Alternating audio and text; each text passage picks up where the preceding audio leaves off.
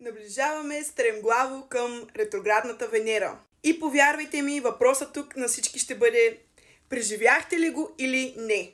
Гарантирам ви, поне 90% от вас ще се сблъскат с такава ситуация и обмислене дали са преживяли своята бивша връзка или някаква въпросна любовна ситуация в животите. Ще бъдем изправени всички глобално да се сблъскаме с тези събития. Тук сценариите могат да бъдат два, може би повечето от вас ще се зачудят дали могат да си дадат шанс, дали могат да работят, дали човека се е взел уроците, останалата част това ще бъде за вас времето, в което ще се преродите и със сигурност ще видите, че сте взели решението, че сте надживяли този човек и сте го оставили някъде назад. И което и да е от двата сценария, със сигурност до 12 април ще бъдем изправени под това предизвикателство. В момента сме в сенчестия период, както знаем. Не забравяйте да ме последвате тук в Instagram, в Facebook, там правя дневни прогнози.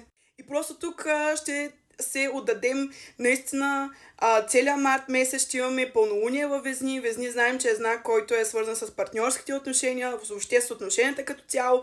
Със сигурност ще имаме последното от затъмненията по оста Везни и Овен. Със сигурност, повярвайте ми, много от вас тепърва ще взимат важни решения. Ако не сте ги взели, не се притеснявайте, съдбата, вселената, всичко ще ви помогне, звездите. И сега, колкото и драматично да звучи, знаем, че ние си носим доста от връзките от минал живот. Ако ни разрешим тогава уроците, идваме тук и се сблъскаме, било то със същите, било то малко така подобрени.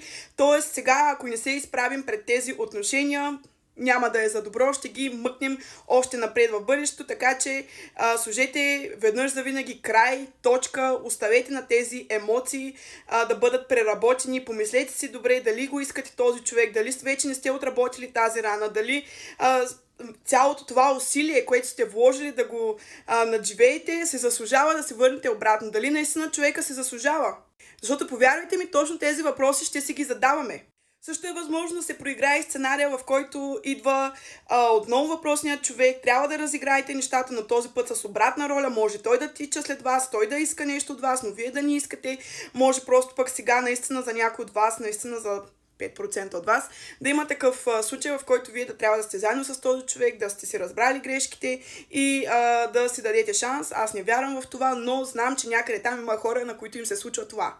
Просто не се изненадвайте до към средата на април, ако се сещате за минали отношения, за минали връзки, или те напомнят за вас, или сте привлечени към тях, или трябва да приключвате нещо, да си дадете шанс, да се разочаровате пак и да изчистите всичко това. Така че тук в момента до април месец ще се решава това. Бъдете на щрек, може да ме споделяте в коментари какво се случва. И естествено, любимците Везни.